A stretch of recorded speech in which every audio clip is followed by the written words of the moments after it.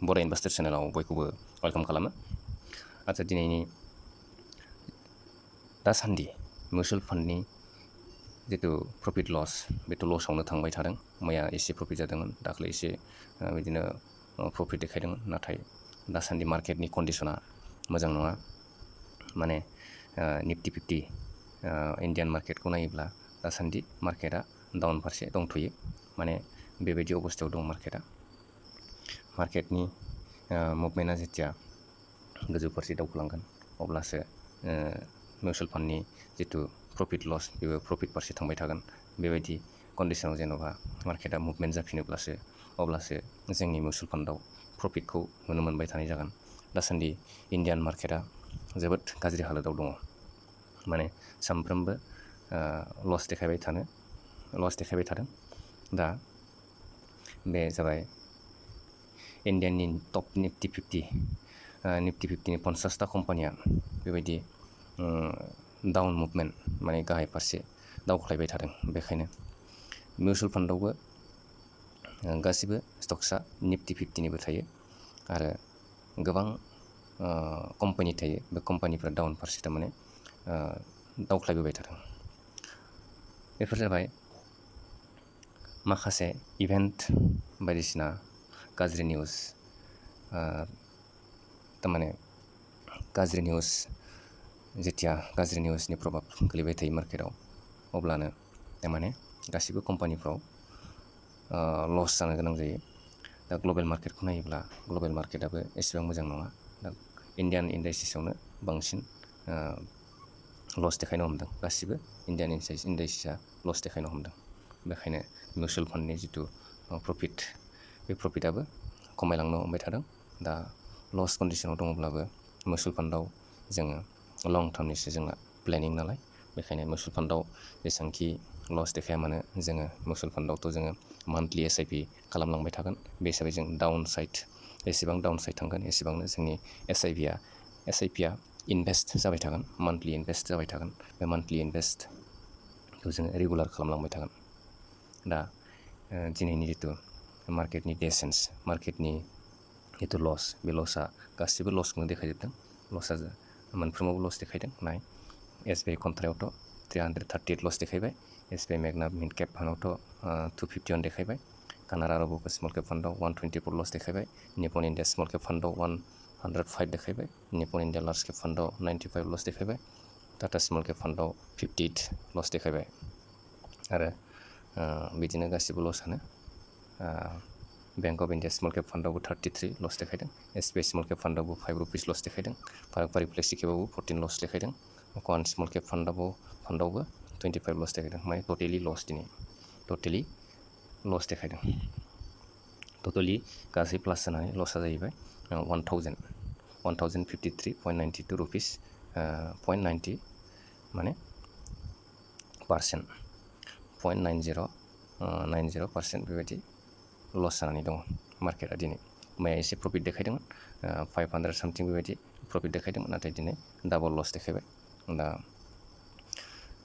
लसआथ' बेबायदिनो डाउन फारसे फैयोब्ला लसखौनो देखायखाबाय थागोन। बेफोर गासिबो कम्पानिखौ लानानैसो।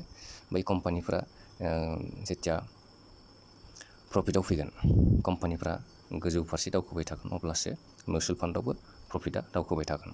बेफोर लं टार्म दोननायाव जों एसेबां टेनसन लानो गोनां गैया। बेवहाय जोङो इनभेस्ट खालामलांबाय थानो हायो। जे मार्केटनि कन्डिसना जोङो मार्केटखौ नायोब्लानो मिथियो जे बोसोर जोङो 5 इयार, 10 इयार्स, 15 इयार्स बेबायदि मार्केटखौ नायनानैसो जोङो हमना मोनो जे जोङो दिनै साननैसो लसखौ नुनानै जोङो बेवहाय टेनसन लानो गोनां जेबो गैया। मार्केटनि कन्डिसनखौ जों नायोब्लानो मिथिगोन जे मार्केटआ 1 इयार, 2 इयार्स, 3 इयार्सआव माबायदि पारफरमेन्स खालामदों। बे पारफरमेन्सखौ नायोब्लानो जोङो बेवहाय जोंनि दा लस देखायनायखौ जोङो एसेबां गिनो गोनां गैया। जास्ट जोङो मान्थलि इनभेस्ट खालामलांबाय थाब्लानो जायो। नायबानो जाबाय 1 मान्थआव माबायदि प्रफिट लस 1 मान्थनि जितु लस ना, बे 1 मान्थनि लसआ बेबायदि देखायदों जे नैबे मासाव मार्केटआ माने लसआवनो देखायखाबाय थादों, माइनासावनो देखायखाबाय थादों। दिनैनि लसआ -1.11% बेबायदि SBI कन्ट्रा फान्डआव लस देखायबाय थादों। दा साननैसो सिगाङावहाय मार्केटआ आप दावखोदोंमोन, नाथाय फिन आरो दावख्लायफिनबाय। बेबायदि कन्डिसनाव मार्केटआ दावख्लायफिननो हमदों। नैबेबायदि कन्डिसनाव दंफैयो दा दिनैनि जितु मार्केटनि लसआ नैफोरबायदि दावख्लायफिनदों। ओरैहाय दावख्लायफिननायखायनो जोङो लसखौ नुनो मोनदों। दा जियानो जाया मानो जोङो SIP खालामनायावथ' जोङो बेबायदि लस देखायब्लाबो गिनो गोनां गैया। नाथाय लामसाम दोननायाव जोङो जेसेबां लामसाम दोनदों बेनि सायावहाय लसखौ नुलांबाय थागोन। जोंनि केपिटेल खेबसेयावनो वान टाइम खालामनाय बे इनभेस्ट जानायनिफ्राय माने लसआव थांबाय थायोब्ला लस देखायबाय थागोन। नाथाय SIPआ जोङो मान्थलि इनभेस्ट जाबाय थानायखायनो SIPआव एसेबां बारा टेनसन लानो गोनां गैया। SIPखौ जों नायोब्ला नुनो मोनगोन जे SIPआव जों मानो टेनसन बांद्राय गैया होननानै बुङोब्ला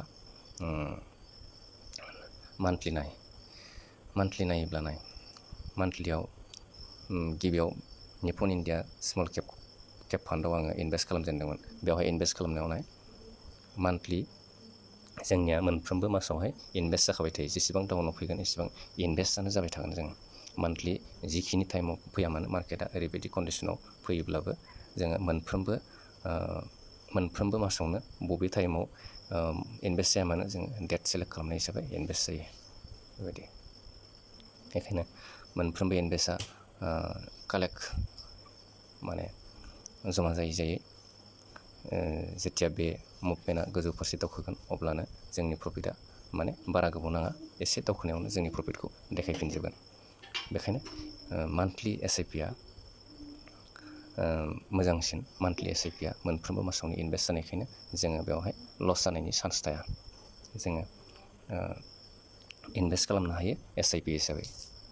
जेब्ला जोङो बेवहाय नों निजे इनभेस्ट खालामलांबाय थायोब्लानो बुजिना मोनगोन बबे समावहाय प्रफिट जागोन, लस जागोन। बेनि जितु मार्केटनि कन्डिसनखौ मान्थलि वाइसै नुलांबाय थागोन। दा इनभेस्ट खालामनायनि प्रसेसा जोङो मान्थलि SIP खालामलांबाय थायोब्लानो बुजिना मोनगोन माबायदि इनभेस्ट खालामजायो। आरो बेखौ जों लं टार्मनि थाखाय इनभेस्ट खालामलांबाय थायोब्लानो सानसे समाव जोङो प्रफिटखौ नुनो मोनहैगोन। आङो दिनैनि जितु मिउचुवेल फान्डनि पर्टफलिय' बेखौ बेखिनि देखायनाय जाबाय। दा दिनैनि जितु मिउचुवेल फान्डनि पर्टफलिय' आं बे पर्टफलिय'खौ बेखिनियावनो देखायबाय। दा भिडिअ'खौ मोजां मोनदोंब्ला लाइक, शेयार, साबस्क्राइब खालामदो। दिनैनि भिडिअ' बेखिनियानो। Thank you everyone.